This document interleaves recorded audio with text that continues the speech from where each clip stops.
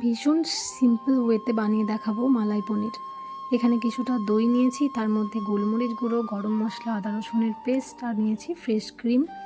এটা খুব ভালোভাবে মিশিয়ে নিয়েছি। তারপর এর মধ্যে দেব সামান্য লবণ, তারপর দিয়ে দেবো কিউব করে কেটে রাখা পনিরগুলো।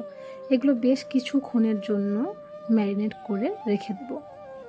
তারপরে নিয়েছি কড়াইয়ের মধ্যে সামান্য বাটার নিয়েছি, কয়েকটা কাজু আর সামান্য লঙ্কা আর পেঁয়াজ খানিকটা ভেজে নেব, খুব ভাজলে চলবে না। তারপর এটাকে পেস্ট করে নিয়েছি। তারপর কড়াইয়ের মধ্যে আবারও দিয়েছি সাদা তেল, বাটার, তারপর বেটে রাখা ওই কাজু পেঁয়াজের পেস্টটা এর মধ্যে দিয়ে দেব। তারপর এটাকে কিছুক্ষণ কষিয়ে নিতে হবে। তারপর এর মধ্যে স্বাদ মতো লবণ আর চিনি দিয়ে দেব। চিনিটা তোমরা নাও দিতে পারো, তবে আমার পনিরটা একটু মিষ্টি মিষ্টি ভালো লাগে।